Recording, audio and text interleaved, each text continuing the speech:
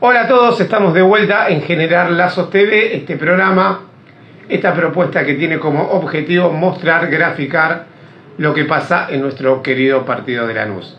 Y para esta misión nos acercamos al Consejo Deliberante de Lanús para entrevistar a Hugo de Gregorio, concejal y, bueno, un amigo de la casa ya. Hola Hugo, ¿cómo estás? Gabriel querido, un gustazo como siempre. El gusto es mío, gracias por recibirnos en tu oficina y en un horario, viste, que a veces se nos complica para grabar una cosita con la otra. Nos hicimos el hueco. Nos hicimos el hueco, esa es la palabra. Bueno, primero hablar un poquito de tu rol como concejal y como el Poder Legislativo de Lanús y algunos proyectos que estuve viendo que se sancionaron en las últimas sesiones, y quería nombrar dos y vos lo puedas desarrollar, que me parecen muy interesantes. Que primero es la creación del Consejo Consultivo Honorario en Discapacidad, si querés nombrar algunas cosas, y por otro lado, en la implementación del programa de inhumación gratuitos para personas en situación de vulnerabilidad social, que frente al contexto nacional, estamos hablando del tema de la discapacidad, que es un drama terrible, el tijeretazo que metieron ahí, y el negocio. Y por otro lado, frente a las inhumaciones, el tema de los costos, que se han elevado mucho, tener este servicio me parece muy importante a nivel local. Bueno, yo soy concejal desde que el peronismo era oposición en el distrito, así que mis primeros 2 años como concejal fueron como oposición. En el 2023 ganamos de la mano de Julián Álvarez del municipio y nos tocó atravesar los primeros 2 años en el consejo con minoría. No teníamos los votos suficientes como para garantizar que los expedientes que el Ejecutivo enviara salieran, y eso obviamente nos generó una gimnasia. Esos 2 años yo fui presidente del bloque, de una charla y un diálogo permanente con los bloques de la oposición, que creo que a pesar de las dificultades hemos hecho un gran trabajo, y ahora estamos atravesando, después de las elecciones del año pasado, donde la verdad que hicimos una elección extraordinaria acá en Lanús, logramos colocar 8 concejales. Estamos atravesando en el Consejo Deliberante un proceso donde tenemos mayoría propia y nos da esta posibilidad de ir implementando proyectos que para nuestra comunidad son muy importantes. Vos mencionabas 2, uno que tiene que ver con el Consejo Consultivo de Discapacidad, bueno, en un contexto donde el gobierno nacional de Javier Milei sabemos que casi los ha tomado de punto, digamos, al sector, y nosotros queríamos tener una política donde hagamos exactamente lo contrario, donde las personas con discapacidad sean protagonistas y sean parte del diseño de las políticas públicas, ¿no? Muchas veces lo que termina sucediendo es que desde algunos escritorios se terminan tomando decisiones o implementando políticas públicas que no se conversan con el sector y quizás no es lo que este sector está necesitando. Así que lo que propusimos es la creación de este consejo donde las personas con discapacidad puedan participar, puedan traer su voz, puedan traer sus inquietudes, sus problemáticas, y en un trabajo articulado en conjunto con el municipio ver cómo llevar adelante las políticas públicas que son las que verdaderamente necesita el sector. Así que bueno, estamos muy contentos con eso. Es un sector, insisto, muy castigado, no solamente por el recorte brutal que hizo el gobierno nacional de las prestaciones, sino por el maltrato hasta simbólico, ¿no? de incluso haber llegado a reprimir movilizaciones de personas con discapacidad. Bueno, una locura. Desde Lanús estamos aportando nuestro granito de arena para contener a ese sector. Después, lo que tiene que ver con el programa de inhumaciones, lo mismo, digamos. Entendemos que en un contexto donde la situación económica cada vez es peor, donde a nuestra familia, a nuestra comunidad le cuesta cada vez más llegar a fin de mes, cada vez más juntar el mango, lo traumático que significa la pérdida de un ser querido, digamos, no solamente desde el punto de vista económico, sino desde el punto de vista espiritual, entendíamos que el municipio tenía que estar presente en una situación tan difícil para la gente de Lanús, y llevamos adelante un programa que exime del pago en las inhumaciones en el cementerio de Lanús. Así que también son dos proyectos que tratamos recientemente en el Consejo, que nos ponen muy, muy contentos, que obviamente se hace con la iniciativa, el impulso de nuestro intendente Julián Álvarez. Así que estamos muy, muy contentos del trabajo que venimos realizando en el Consejo. Sí, ¿sabes lo que te iba a decir? Vos me estabas contando esto, Hugo, y en el programa anterior nosotros entrevistamos al secretario del Consejo, a Alejo Di Carlo, y me decía algo que tiene que ver mucho con esto, no sé qué opinás, que él decía, por más que hubo una muy buena elección, lo que fue el año pasado, y que se logró tener consenso propio, la idea de todos los proyectos es que sean una construcción colectiva para que se puedan sostener en el tiempo, o sea, con los diferentes bloques, los diferentes partidos, algunos que no le va a interesar por obvias razones, ¿no? Por cuestiones más bien ideológicas, y otros que quizás, bueno, saben aprovechar, saben ver que hay una buena intención, es algo que le va a servir a la gente.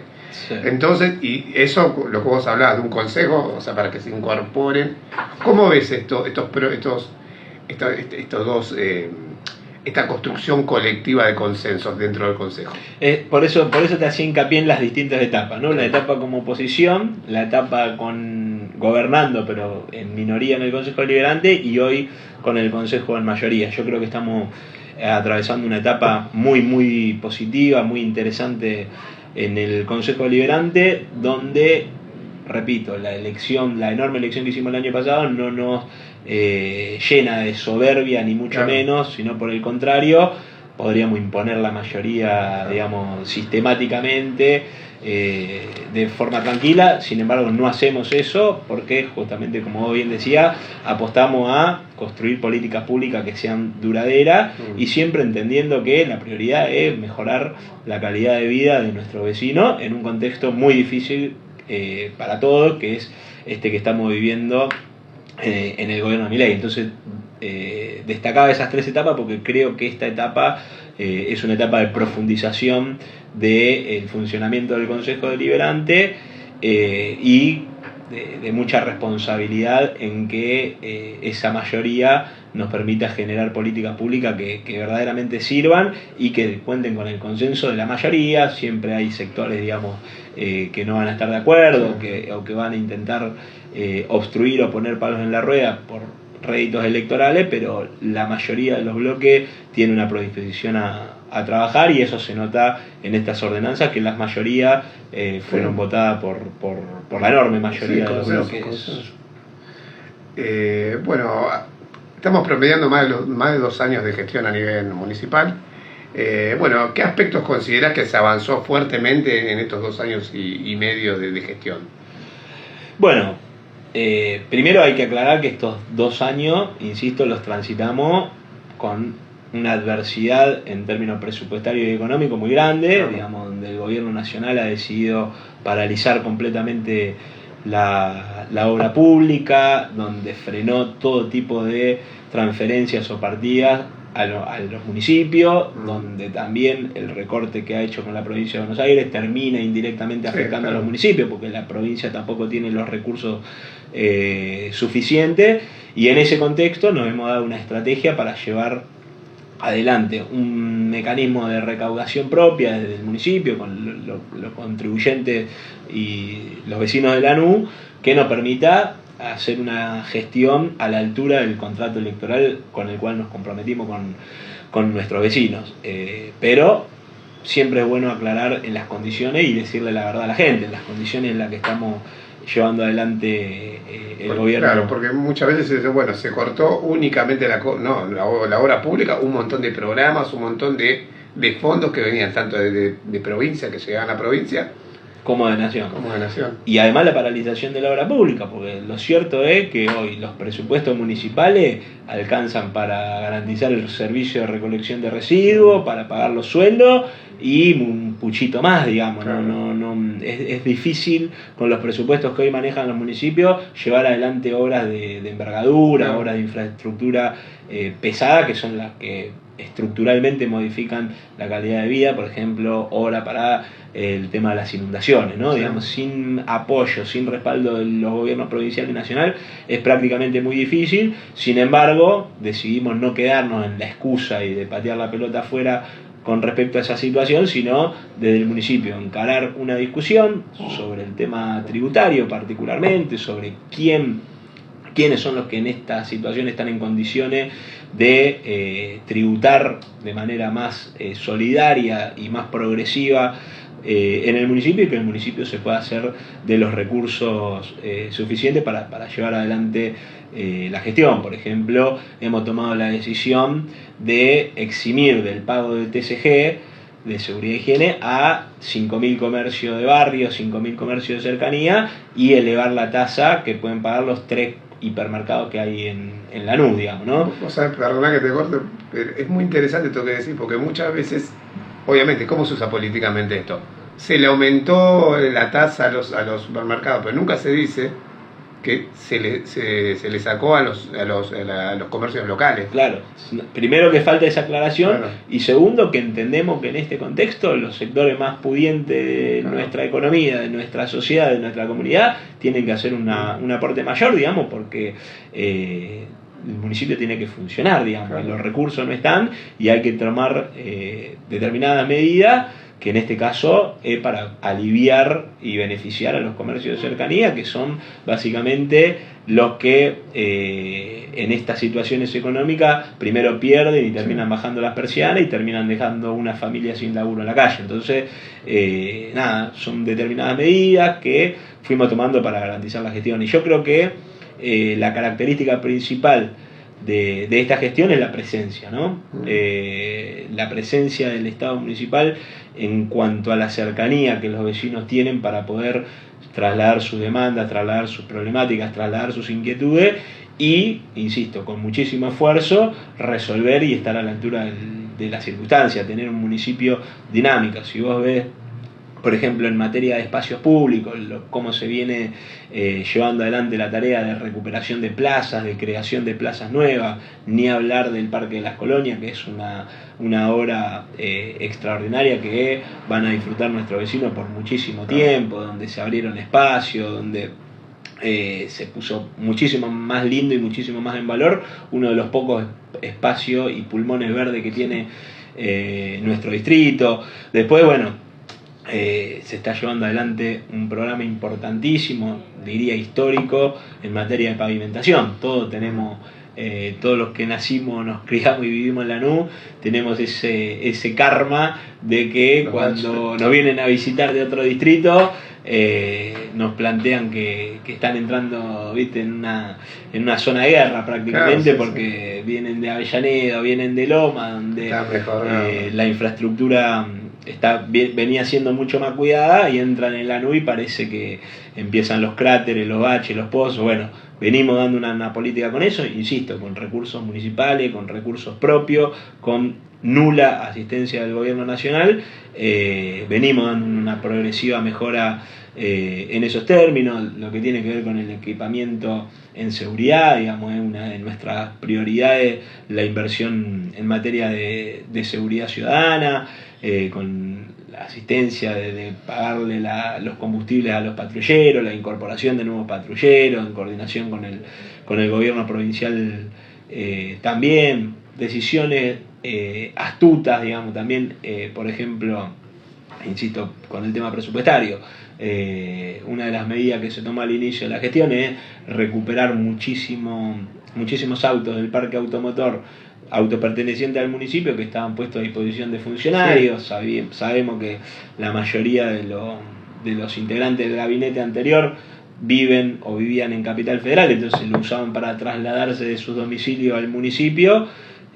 Nosotros en eso decidimos una política de mayor austeridad para los funcionarios y que esos recursos, esos autos, se pongan a disposición se ploteen, se equipen y se pongan a disposición de seguridad ciudadana. Bueno, un enorme esfuerzo también en recuperar el poder adquisitivo de los trabajadores municipales, que falta muchísimo, digamos. Claro. Son, Bueno, pero históricamente fue o sea, lo que había llegado en el gobierno anterior era... Venían de un atraso enorme, muy por debajo de la canasta básica. Venimos dando en un proceso continuo de recuperación del salario, insisto, sabemos que falta muchísimo, pero entendemos que el funcionamiento del municipio depende, y su columna vertebral es los trabajadores municipales, digamos, ¿no? Entonces queremos poner en valor eso, poner en la centralidad eso, porque en definitiva son los trabajadores que atienden a nuestros vecinos, ¿no? Los que brindan los servicios en la cotidianidad, y creemos que hay que retribuirles ese esfuerzo, muchas veces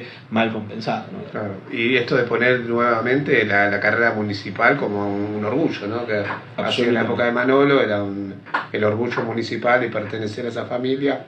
Es como que ese es el camino a seguir, ¿no? Absolutamente. Esa es la intención, insisto. Voy a reiterarlo por tercera o cuarta vez, en un contexto muy difícil en términos económicos y presupuestarios, como lo viven toda nuestra familia y la mayoría de nuestros vecinos y vecinos. Bueno, el municipio no es la excepción, y también atraviesa una situación compleja en términos presupuestarios ante el corrimiento, la ausencia del gobierno nacional, ¿no? Bueno, Hugo, sos desde siempre, desde antes de ser concejal, o sea, siempre sos un militante de base, de barrio, entonces tenés mucho contacto con los sectores populares, con los barrios. Te quería pedir un análisis, un balance de estos 2 años de gobierno nacional. ¿Cómo ves los barrios vos? Yo lo veo muy complicado, en una situación donde tiende a profundizarse todas las situaciones que hacen que nuestra gente la pase mal. O sea, no hay ningún indicio de que la situación se vaya a revertir, sino todos los días vemos cómo se profundiza la miseria en nuestro barrio, donde cada vez más gente asiste a los comedores. ¿Vos le crees a los números, a la baja de la pobreza, a los números de la baja de la pobreza? No. La baja de la pobreza es una catástrofe, un insulto a la inteligencia.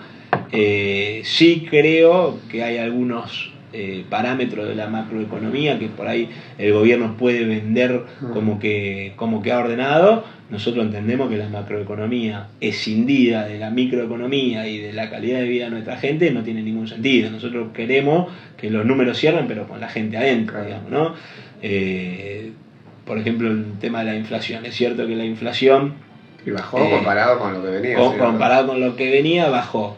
Ahora, ¿a costa de qué? A costa de una recesión tremenda, a costa de fábricas que cierran, a costa de que la gente cada vez tiene menos poder de compra y menos poder adquisitivo. Claro. Bueno, hay un enfriamiento en la economía que hace que determinadas variables económicas le puedan ser útiles a este gobierno, que sin embargo está en ascenso, digamos, ¿no? Esta curva que parecía que iba hacia abajo vuelve a subir otra vez. En los últimos 2 meses subió continuamente.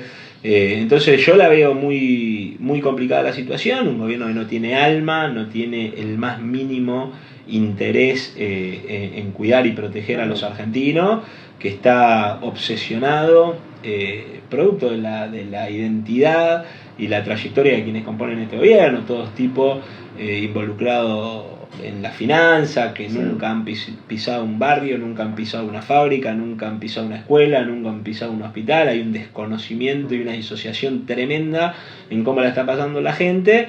Entonces me parece que la situación está muy complicada. El poder de compra desde el 2023 para acá y el poder de los salarios ha retrocedido terriblemente. El de los sectores formales, digamos, ¿no? Los sectores registrados, ni hablar el de los sectores informales, donde no hay paritaria, donde no hay ningún tipo de discusión. Entonces eso se nota muchísimo. Un parámetro muy gráfico, que grafica muy bien esta situación, es el tema del endeudamiento de la familia, ¿no? Terrible como en la medida de sus posibilidades la gente se va endeudando. En el barrio se endeudan con el prestamista del barrio, el por ahí que tiene unos mangos más se endeuda con la tarjeta de crédito, con las aplicaciones, con el banco. Y la tasa de morosidad que hay. Y eso te iba a decir, y lo que se está empezando a ver es que ya ni siquiera se puede pagar esos créditos que la misma gente va sacando, se entra en una tasa de morosidad con intereses, se va generando una bola de nieve que hace que la gente viva cada vez peor, porque eso son problemas que uno tiene en la cabeza, esa incertidumbre de no juntar el mango, de no tener para pagar la tarjeta, de no poder ir al supermercado o endeudarte para comprar un pedazo de carne para comer, una verdura. Bueno, toda esta situación es tremenda, insisto, repercute naturalmente en los barrios, donde te decía antes, los comedores, los merenderos, donde antes asistían 20 personas, hoy se triplica, se cuadriplica la cantidad de gente que asiste, al que iba por ahí a almorzar, ahora va a almorzar y a cenar, digamos. Bueno, una situación muy compleja que, insisto, no veo posibilidades en el corto plazo de que se revierta, porque no toma nota el gobierno nacional, pareciera más bien que vino a eso, ¿no? Que vino a construir un modelo económico donde esté incluido el 20, 25, 30% más pudiente de la sociedad y todo el resto, como nos decía nuestro Papa Francisco, es de descarte, ¿no? Sobra en la Argentina. Bueno, eso los jubilados es más caso más palpable, sí, ¿no? Los jubilados, hablábamos antes de las personas con discapacidad, bueno, todos los sectores postergados o que vulnerables, el gobierno no solo no los atiende, no solo no los escucha, no solo no trabaja para resolver sus problemáticas, sino que las profundiza. Ni hablar en términos de la educación, lo que vemos con el tema del financiamiento universitario, digamos, ¿no? Hay un gobierno absolutamente disociado de la calidad de vida de la gente, y nosotros entendemos que la política o está para arreglarle la vida a la gente o está para cagársela. Claro. Y este gobierno vino a cagarle la vida a la enorme mayoría de nuestra población.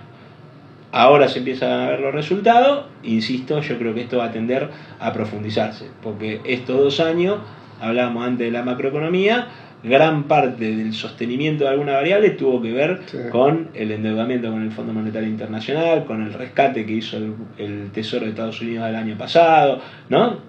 Deuda, deuda, deuda y más deuda. Un programa así, económicamente, es insostenible. No solamente porque los vencimientos son impagables, sino porque además eso genera un enorme condicionamiento y una pérdida de soberanía, donde prácticamente vemos a Milei como un sirviente y un lacayo de los intereses de Trump y de Israel, digamos, ¿no?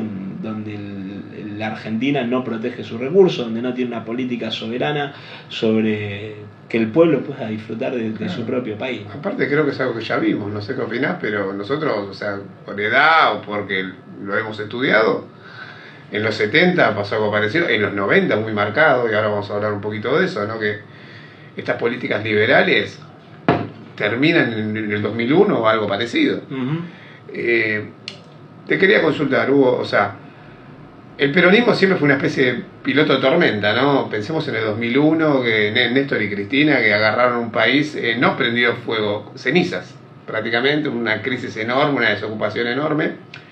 ¿Vos cómo te imaginás de acá a un futuro el peronismo haciéndose cargo de un post-liberalismo y cómo se construye desde las bases del peronismo una alternativa a este modelo? Sí, primero yo creo que no hay que tenerle miedo al debate y a la discusión dentro del peronismo, ¿no? La realidad y lo cierto es que el peronismo, cuando la sociedad elige a Macri en el 2015 por un escaso margen, ¿no? Porque termina ganando por medio punto, pero termina eligiendo a Macri en el 2015, al poco andar se da cuenta que es un gobierno que mintió, ¿no? Que en campaña decía que iba a cuidar y sostener lo que estaba bien y corregir lo que estaba mal. Bueno, la realidad que hizo todo al revés, profundizó y avanzó en, por ejemplo, los tarifazos, digamos, determinadas decisiones políticas y liberales y de regulatoria que afectaron enormemente la calidad de vida, y ese el pueblo, que parte de esos sectores que lo habían votado, en el 2019 le dio la espalda y lo castigó. Y volvió a confiar en el peronismo, ¿no? Por la experiencia reciente donde había podido disfrutar, vivir bien, tener un un laburo, poder irse de vacaciones, poder sacar a pasear a los pibes. El país de 2015, el país de 2019 era muy... Ya era un país absolutamente distinto, ¿no? Y la realidad es que la gente confió en nosotros, de hecho el peronismo gana en primera vuelta en el 2019, y la realidad es que Alberto Fernández no cumplió. El gobierno peronista no cumplió las expectativas y a lo que se había comprometido. Planteó que veníamos a encender la perilla de la economía y que se iba a volver a llenar la heladera y que iba a volver al asado y que yo, y la realidad es que terminamos con trabajadores registrados por abajo de la línea de la pobreza. Así todo, ni hablar, y no tiene comparación con esto que estamos viviendo, ¿no? Digamos, lógicamente, ya el solo hecho de un gobierno integrado por peronista hace que haya una concepción y una sensibilidad distinta para abordar los temas, pero lo cierto es que fue un gobierno que no se animó a dar las peleas y las discusiones que había que dar para reformar estructuralmente ese modelo que había venido a implantar Macri en la Argentina, a tal punto que se terminó convalidando el acuerdo con el Fondo Monetario Internacional, ¿no? Entonces digo, fue un gobierno, como peronista digo, que merece que hagamos una fuerte autocrítica, porque si solo se trata de armar un frente, como hicimos en el 2019, para ganarle a Macri, o este posliberalismo que vos planteabas, y después no tenemos en claro para qué queremos gobernar, hacia qué dirección vamos a ir, cuáles son las prioridades, cuáles son los temas que rápidamente tiene que abordar el peronismo, vamos a estar nuevamente en una complicación,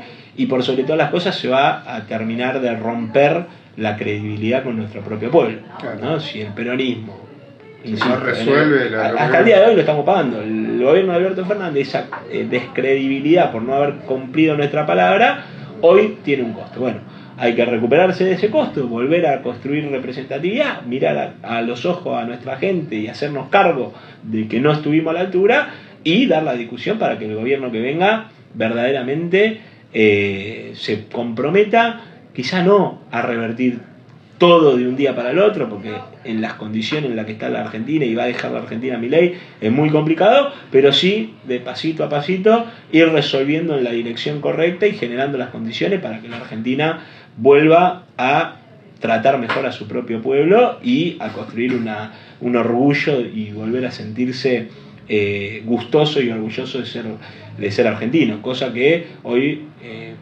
no está sucediendo en ninguna de las dos, digamos, ¿no? Nuestra gente vive cada vez peor y en términos de soberanía vivimos prácticamente viendo un presidente arrastrado a los intereses extranjeros, que nada tiene que ver con los intereses de nuestra nación, con todo lo que eso implica en términos de desaprovechamiento de recursos, donde los recursos que se producen en la Argentina terminan beneficiando a empresas extranjeras, empresas foráneas, empresas multinacionales, y no redundan en beneficio en la calidad de vida de nuestro pueblo. Entonces yo lo que creo es que hay que darse una fuerte discusión internamente y discutir qué peronismo queremos. Y en eso nosotros entendemos que la proscripción y la condena y la prisión de Cristina cumple un papel central. Cristina siempre, de hecho, mientras sucedía este gobierno que mencionábamos antes de Alberto Fernández, Cristina no esperó a que termine el gobierno. En vivo y en directo fue dando las discusiones y planteando cuáles eran las cosas que se estaban haciendo mal para que el gobierno pudiera revertirlas a tiempo y el presidente pudiera revertirlas a tiempo. Bueno, Cristina siempre ocupó ese rol de garantizar que el peronismo no se corra de la senda por la cual debe transitar y que no se termine travestiendo y respondiendo a intereses que nada tienen que ver con la felicidad de nuestro pueblo y la grandeza de la nación. Entonces, eso creo que el poder lo tiene absolutamente claro, por eso la pone en prisión injustamente, una causa absolutamente armada, donde las pruebas ahora estamos viendo la causa en los cuadernos, donde lo que se ha hecho con el tema de la ley del arrepentido es un escándalo total. Pero bueno, digo, Cristina cumple un rol central y yo creo que el peronismo, una de las consignas que debe tener, no solamente es volver a gobernar y volver a paliar la situación que está viviendo nuestro pueblo, sino que tiene que trabajar por la libertad de Cristina. Cristina es un actor central en que el peronismo conserve su norte. A tal punto, perdón Gaby que te interrumpa, es la única dirigente que esboza discusiones que hay que dar hacia el futuro de la Argentina, ¿no? Vemos muchos dirigentes del peronismo, lo cual no lo digo con ánimo de de machacar, ni de hablar mal de otro compañero o otra compañera, pero vemos discursos que por ahí están pasados de moda, ¿no? Vemos dirigentes hablando de Estado presente, de derecha o derecho. La realidad es que hoy hay un 40 y pico, 50% de nuestra gente que vive en la informalidad y no tiene los más mínimos derechos, que labura en un Uber, que labura en Rappi, que no tiene obra social, no tiene jubilación. Salud pública, ¿no? Vemos a las mamás yendo con el nene porque tiene fiebre, 8 horas esperando en una guardia. La educación también merece un serio debate. Bueno, Cristina nos plantea ese debate. Sacó 4 o 5 documentos planteando que hay que discutir la nueva estatalidad, que hay que discutir cómo construir un Estado eficiente, que no alcanza solamente con decir Estado presente, porque está disociado de la realidad. Hoy hablarle a nuestra gente del Estado presente, cuando el Estado significa hospitales hecho pelota, sin insumo, que tenés que esperar horas para que te atiendan, la realidad que no es algo que seduzca ni que el electorado demande y se siente. Entonces empiezan a entrar estas balas, digamos, ¿no? De bueno, el mercado regula mejor y claro, es más eficiente el mercado gestionando las cosas. Bueno, nosotros no creemos que el mercado cuando lo hizo en Argentina lo hizo 3000 veces peor. En todo caso lo que hay que discutir es cómo construir un Estado eficiente. Bueno, la única que nos plantea cómo reconectar, cómo volver a representar a nuestra sociedad es Cristina. ¿Por qué? Porque está a años luz de cualquier dirigente. Entonces, discutir el rol de Cristina o negarla, como hacen algunos compañeros, me parece un error garrafal, ¿no? Te iba a decir, Hugo, mientras que te escuchaba esto que decías, que parece que, o sea, el periodo 2003-2015 es como que el momento donde se dieron los debates profundos, cosas que salieron bien, cosas que salieron mal, como en todo gobierno, pero parece que cuando la figura de Cristina, no sé si la figura de Cristina, que también, obviamente, por lo que engloba, pero especialmente el tema de las banderas, de ese peronismo, cuando se lo saca es como que se lo quiere licuar. O sea, vos decís que un debate, o sea, en el debate hay que agarrar 3-4 banderas, y esas 3-4 banderas, en su mayoría, más allá del consenso, son de ese kirchnerismo, de ese peronismo 2003, 2015 y de ahí para arriba. No hay posibilidad, mucho se habla de la redistribución de la riqueza, no, cualquier político en campaña plantea que hay que mejorar los salarios, que hay que mejorar las jubilaciones. Bueno, esa distribución de la riqueza es imposible sin afectar intereses. Claro, la torta siempre es la misma, por lo tanto hay que dar determinadas discusiones de cómo se va a llevar adelante ese modelo económico. Una de las discusiones centrales que tiene que darse el peronismo de cara al próximo gobierno es el tema del endeudamiento, como hablábamos antes. Hoy la Argentina, con los vencimientos de deuda que tiene y con el sometimiento por parte de los organismos internacionales y de Estados Unidos, es inviable. Hoy Argentina no es dueña de sus decisiones en términos económicos, no es dueña de sus recursos naturales. Entonces, hasta que no nos den una política seria de cómo nos sacamos de encima las botas que tenemos sobre la cabeza de esos sectores de poder, difícilmente podamos construir un país como el que soñamos, como el que queremos, o como vos bien decías, como el que supimos construir del 2003 al 2015, con su falencia, con su falta, faltaban cosas para mejorar, sin ninguna duda, pero era un país infinitamente mejor que el que tenemos hoy. Infinitamente. Son dos Argentinas absolutamente diferentes y pasaron 10 años nada más. Lo cual deja dos mensajes. Primero, lo rápido que se puede retroceder y generar un daño enorme en un país cuando vos tenés malas administraciones y malos gobiernos.